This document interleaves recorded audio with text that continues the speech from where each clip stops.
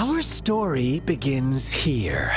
Once upon a time, in a peaceful village, lived a flock of carefree lambs. In the day, they toiled for food, and when evening fell, they sought refuge from the looming threat of wolves.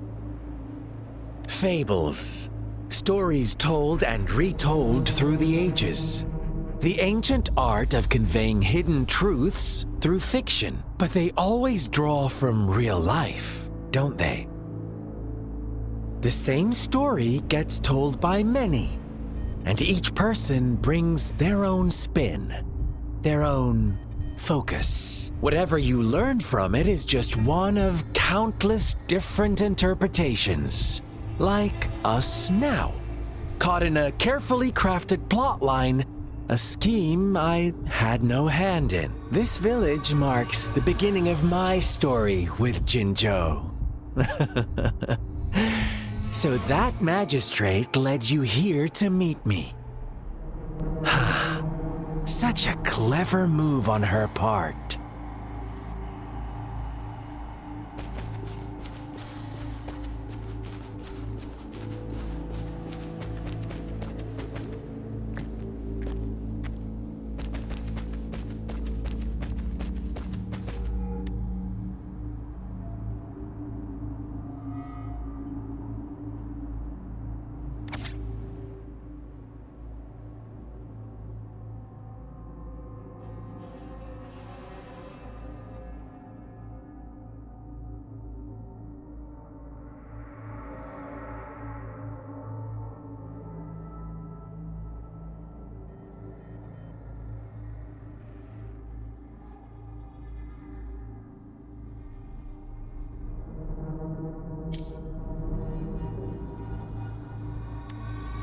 One day, a shepherd visited the village.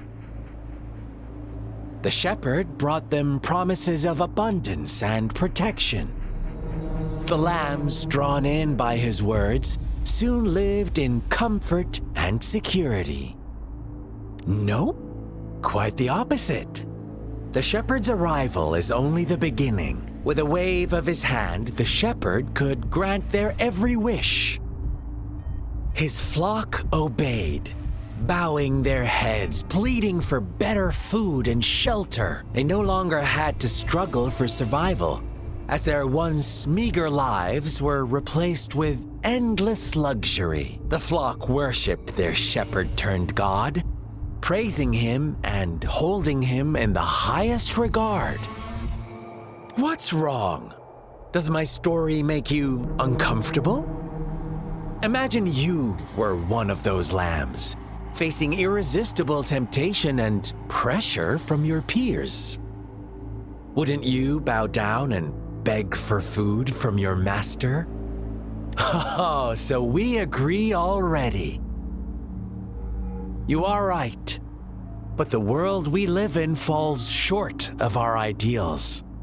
The shepherd still reigns, and the lambs have grown complacent. It's up to the two of us to make that ideal world a reality.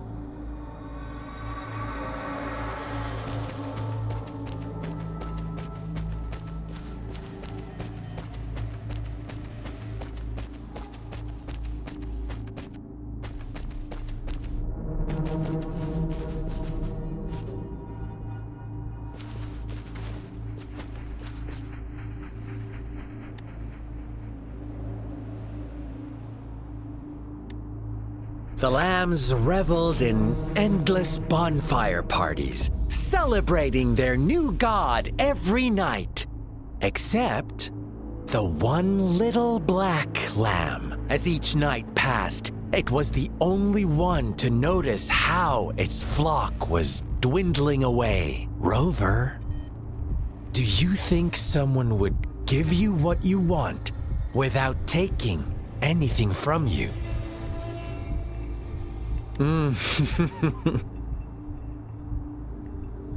I once believed that too. Thought as long as I paid a high enough price, I could get my desired outcome. But true equality is scarce, always has been. The world was never a fair place. Wouldn't you agree? To receive equal retribution, one must give more and more and more. When every wish comes with a hefty price, people weigh their options carefully. But when they can make someone else bear the price, they all rush to make more wishes. They don't consider they too may one day pay for another's selfish desire. Funny, isn't it?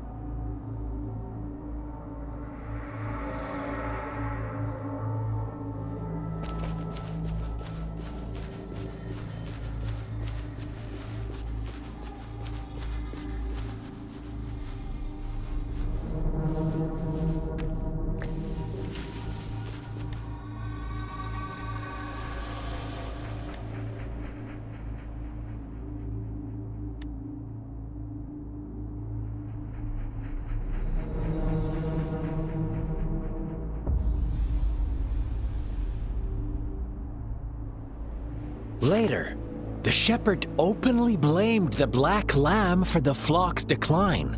On the next day, the white lambs welcomed the rising sun as usual. But the black lamb was nowhere to be found. The shepherd introduced an unspoken rule to this village. One that our black lamb violated by telling the truth. Suddenly, the once doting god stopped fulfilling wishes, because no more sacrifices were being made. After witnessing the black lamb's actions and hearing from their almighty shepherd, what do you suppose the white lambs did? Those oblivious lambs. Little did they know the most fearsome demon was right under their noses.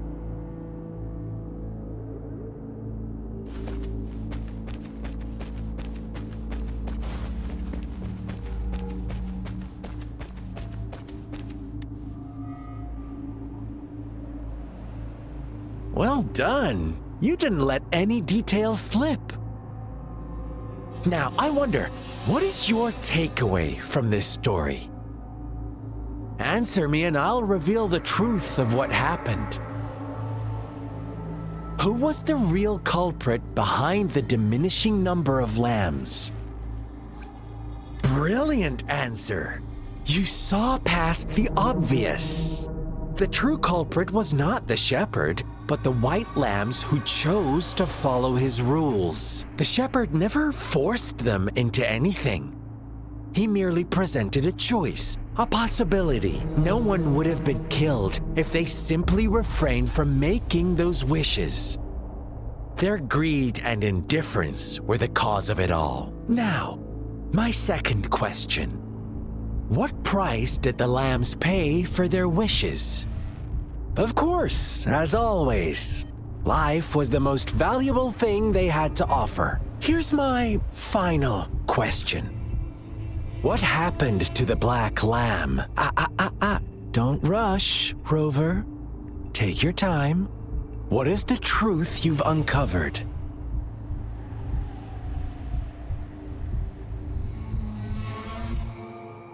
The shepherd was granting wishes by sacrificing the lives of lambs. The flock found out the truth, but chose to be his accomplices, and they willingly offered the black lamb as another sacrifice.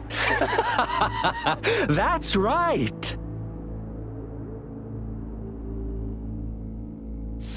Little lambs cowered and huddled in their village, terrified of the relentless wolf packs. Until a shepherd arrived, bearing the gift of wishes and providing shelter and sustenance. Slowly, the shepherd gained control over the flock, and the lambs lived contented lives. But this is not the end of our story. The shepherd found the solitary black lamb in his flock and offered to grant any wish it desired. In exchange, he wanted one of its companions as a sacrifice. The black lamb refused, and it was shunned by its flock, left without shelter or sustenance. After the black lamb's exile, more lambs continued to vanish. The shepherd then blamed the black lamb for breaking the rules and withheld his wish-granting power as punishment.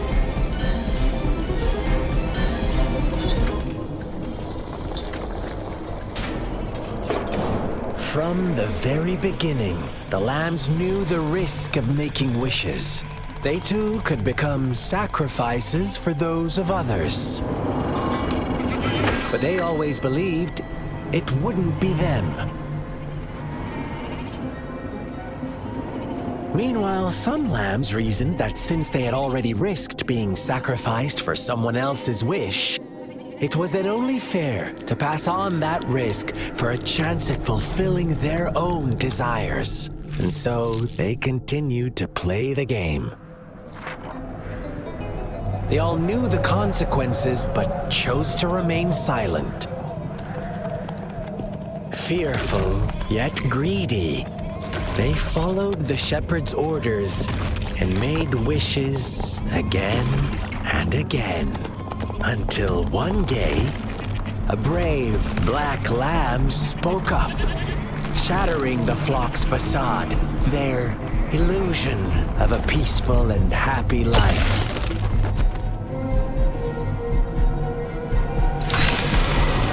The black lamb got in their way, and that of the shepherd's greedy pursuit, sparking hatred in their hearts. Suddenly, they could no longer ignore the blood and ashes of past sacrifices littering the ground.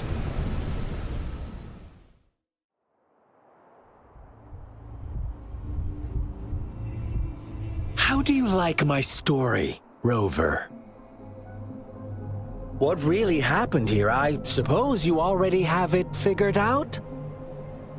The black lamb who rebelled against the rules, and the white lambs who succumbed to their greed. The innocent maidens sacrificed, and the villagers who turned on each other in a ruthless frenzy. They had it coming. All the shepherd had to do was execute the rebel. That's how he kept the flock in check and maintained the status quo. Fun answer, but no, not even close. I was never the shepherd, never will be. You and I, we are the black lamb, the one who breaks the rules.